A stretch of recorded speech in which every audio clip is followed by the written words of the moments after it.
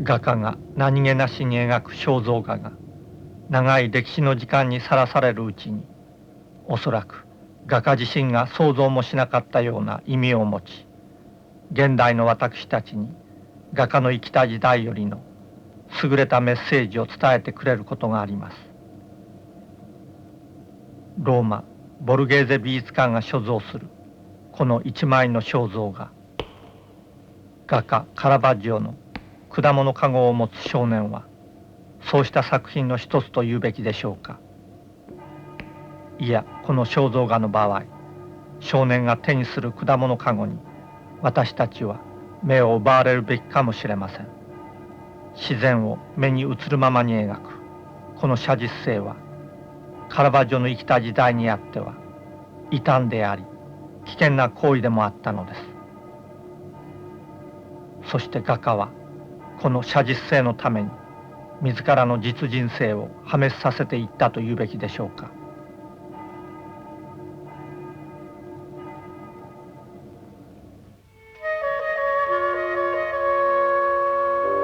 画家カラバッジョが無意識のうちに語ろうとする自己告白を、この作品ダビデとゴリアテに感じ取るべきでしょうか。旧約聖書によれば、少年ダビデは神の力を信じるがゆえに怪物ゴリアテを打ち倒すことができたのですが、その意味では神の栄光をたたえるべきダビデの肖像は、ここでは暗淡たる色調にうずもれ、むしろ画家の関心は首切られた怪物ゴリアテの表情にあったのでしょう。いや、自悪に満ちた黒い眼差しのゴリアテは画家自身の自画像と伝えられてもいるのです。それは真実かもしれません。1606年、ちょうどこの作品を画家が完成した年、カラバッジョは犯罪者として追われていたのです。しかもそれは殺人という異常すぎる事件であったのです。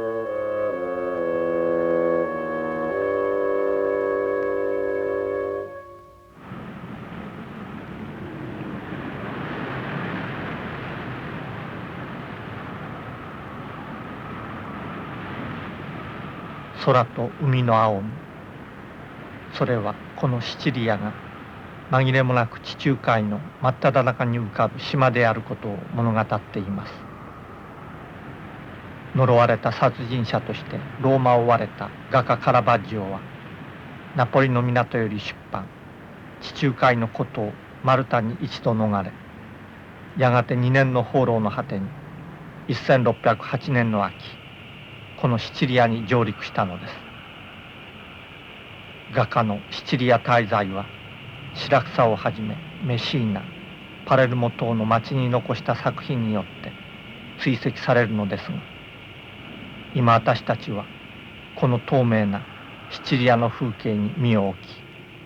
長く逃亡を続ける画家カラバッジョの目にそれがどのように映ったかを想像してみたくなるのは、一種の感傷というべきでしょうか。いや、まだ30歳半ばの若さにあった画家は、シチリアの風景に心惹かれるというより、今眼下に広がるシチリアの港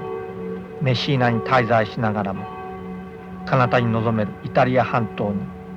その目は注がれ、この2キロ足らずの水の隔たりは、ローマへの熱い望郷の思いを一層画家に募らせたというべきでしょうか。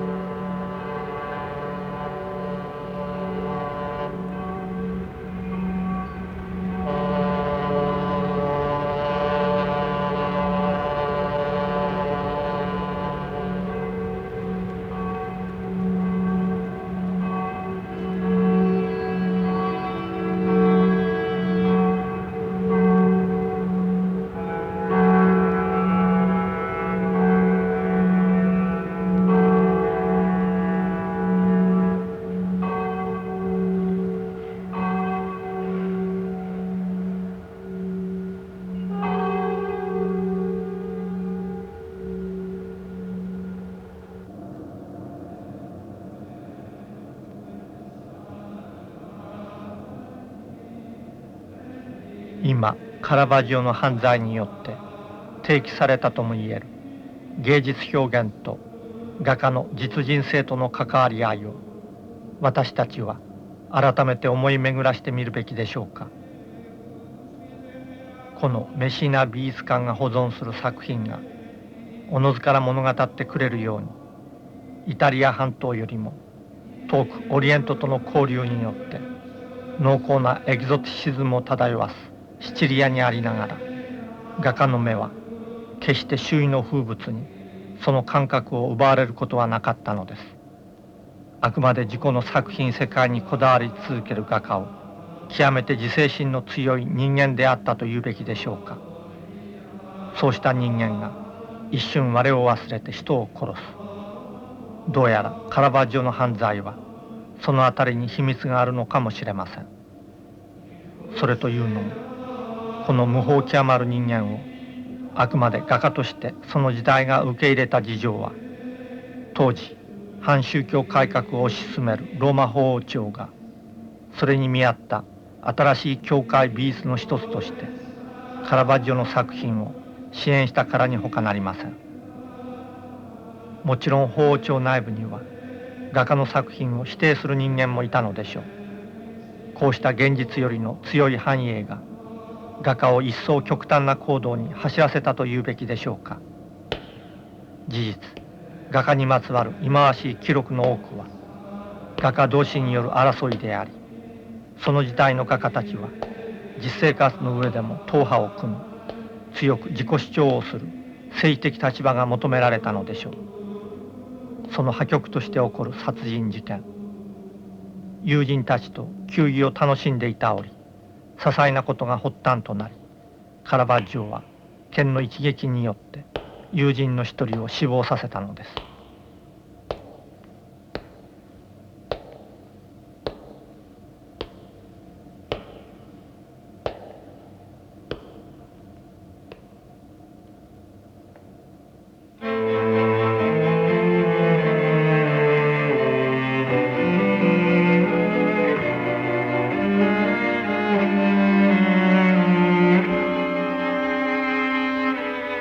メッシーナ美術館が所蔵するカラバッジョの作品、聖ラザロの復活です。聖書ヨハネ伝に語られている善良なるラザロは死後4日を経ながらイエス・キリストによってよみがえったという奇跡を描くこの光景は、紛れもなく画家カラバッジョの存在を確認させる暗淡たる闇に覆われています。ラザロの復活を指し示すイエスの姿にしても、神の証である方々は消え失せ、最も深い闇に佇んでいるかに見えます。宗教画の多くがそうであるように、一種の公認された約束事としての神、いわば人々が祈る対象として求める天上の美とは全く無縁なこの圧倒する闇の広がりと出会い、私たちは改めてカラバッジョにおける呪われた写実性の意味に思い至るべきでしょうか。一度徹底した写実描写に身を焼き、目に見えるものしか信じられなくなった画家が神の世界、想像するしかない空間を描こうとするとき、画家は自らの写実性に見合った一個の自立した内部空間をこの闇の広がりとして描くしかなかったというべきでしょうか。それはもはや教会美術という制約を超えた拉致いの行為であったのでしょう。いや、こうした表現上の飛躍が実人性の上に何らかの影を落とさないはずはありません。しかも現実には画家に作品を描く場を用意したのがローマ法王朝であり、あの殺人事件の結末にしても画家がローマを脱出し、地中海の島々に放浪しながら作品を残し得たのも、法王朝の隠れた支配力をそこに想像し得なくもないのです。その意味では今画家の表現が依然としてカトリシズムと関わり合うその実人性を一足先に超えてしまったところに、カラバッジョの犯罪も真の理由があると言うべきでしょうか。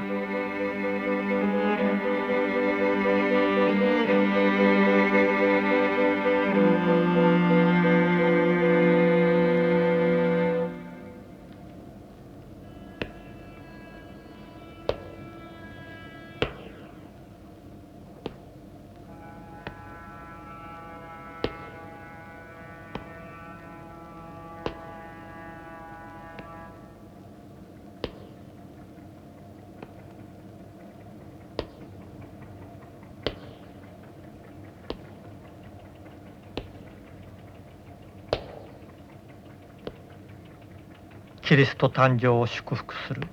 この羊飼いたちの礼拝から、私たちは殺人を犯した人間をここに想像することは容易ではないと言うべきでしょうか。ローマを去って4年の逃避行、その間画家は追っ手から逃れるための不安な毎日であったはずです。しかしカラバジョの空間はいささかも乱れることもなく、あの自立した内的空間の緊迫を伝えているのです。いや、画家は殺人者という汚名を着せられることによって煩わしい実人性より自由になり得たからこそ、今自らの内的空間にのみ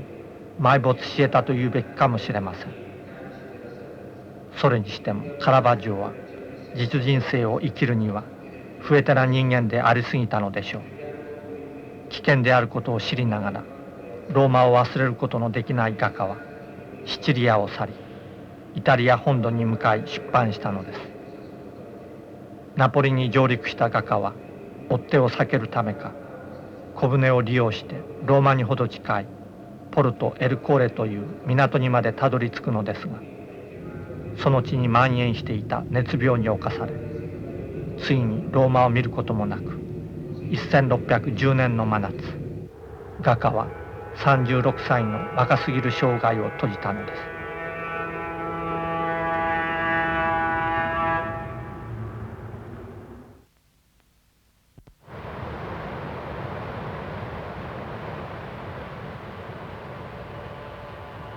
す。地中海の島々に点在するカラバッジョの作品を訪ね歩く旅も、シチリアよりさらに南下し、もう北アフリカ海岸リビアとはほど遠くないマルタ島にまでたどり着きました。ここまで来るとすでにヨーロッパは後退し、アラブ世界が始まっていると言うべきでしょうか。確かにこのマルタ島はヨーロッパとアラブのそのせめぎ合った歴史の島でもあるのです。とりわけこの直径5キロ足らずの島はキリスト教徒にとってかけがえのない聖地であったのです。ローマカトリックの創始者ともいえる聖パウロがキリスト殉教後の西暦60年頃、ローマ伝統に旅立った折、船が嵐に襲われ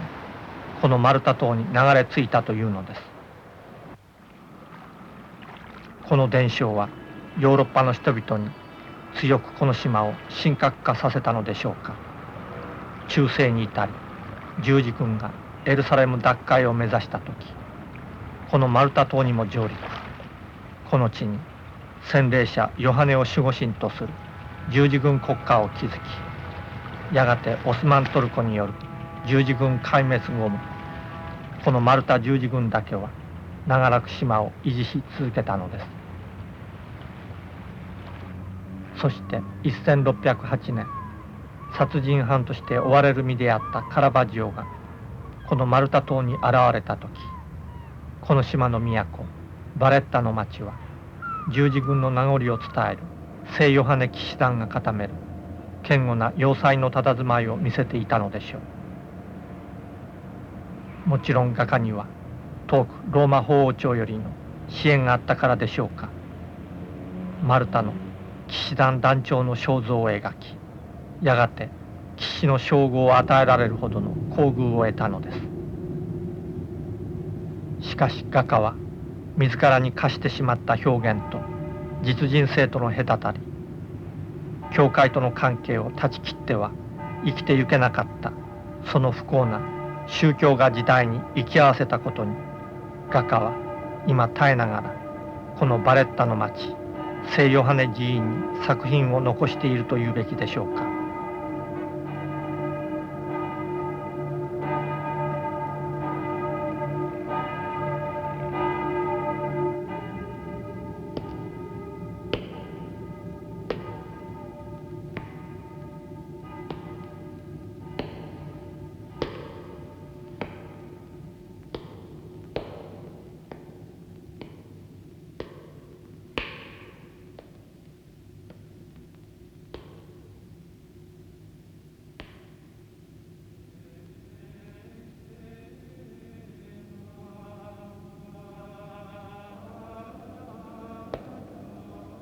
カラバッジョが描く聖ヒエロニモスの肖像です。私たちはこの地中海の果てにまで流浪しながら画家が実人生を生きることがいかに不得手であったかをここでも思い知らされるべきでしょうか。カラバッジョはこの島でも不祥事件を起こしているのです。騎士の称号を得ながら3ヶ月も経たぬうちに画家は騎士団の人々と原因が不明なほどの些細なことから争い投獄されやがて脱獄シチリアへと逃れていったのです。画家の描く空間の内面化が進めば進むほどその代償として画家の実人生は傷つき果てていったというべきでしょうか。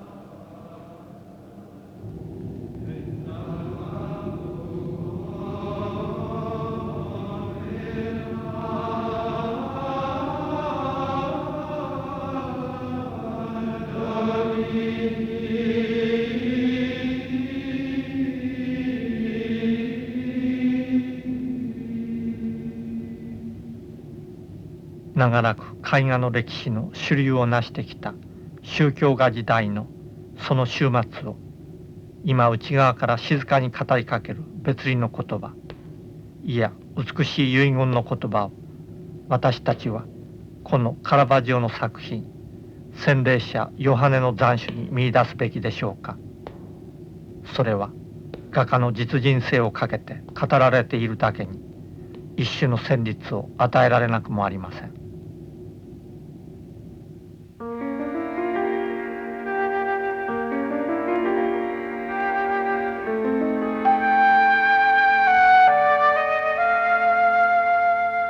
聖ヨハネ寺院のための祭壇画を依頼された時カラバッジョが選んだこの主題ほど画家自身にとって切実なものもなかったのでしょう。聖ヨハネは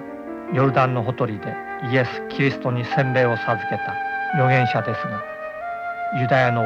ヘロデの不義な結婚を告発しやがてそのために獄中で斬首されたのです。今この光景ほど殺人犯として追われ続けた画家を絶えず襲ったであろうイメージもなかったというべきでしょうか。もちろんこの空間を圧倒する闇は紛れもなくカラバジオのものであったにしてもこの闇にかろうじて息づく光の存在に私たちは改めて目を凝らすべきかもしれません。かすかに人物たちを浮かび上がらせる光はただ人間がそこに人間としてあることのさりげない重みを暗示しているに過ぎないのです。当然のことながら聖ヨハネにしても聖書に語られた預言者として少しも特権化されることもなく人間としての肉体をそこに横たえていると見えなくもありません。いやそれこそがカラバッジョが自らの実人生を失いながらも神と切り離されてもなお自立してある人間の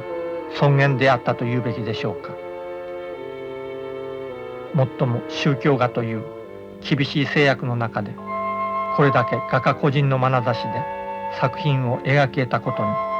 私たちは歴史が時折見せる痛烈な逆説を読み取るべきかもしれません。近代市民社会が確立され彼らの信じる合理的精神は神との直接の対話を求めその間に介在する教会カトリシズムを否定したのです。それに対抗するカトリシズムは反宗教改革の過激な中核となったイエズス会に見られるような神に対する神秘なる霊感を認め、キリストに対する新たな情念を期待したのです。この神と人間との思わぬ接近、それが宗教画に画家個人の内面を鮮烈に反映させるカラバジオのような作品を誕生させたと言えなくもないのです。いや、カラバジオの作品がはらむ逆説はその死後一層明白になるのです。地中海の果てに追われながら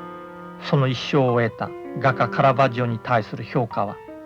はるか遠くオランダに起こったのです。プロテスタント市民による独立国家を早くから形成してきたオランダの人々はこの立場を全く異にする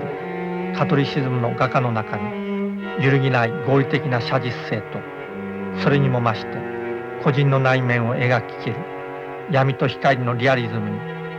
彼らの求めていた美を発見したのです。その結果、オランダに画家レンブラントを出現させるに至った事情は言うまでもありません。それにしても私たちは永遠に解けない謎であるにしても再び問うべきでしょうか。表現の世界と画家の実人性との関わり合いとは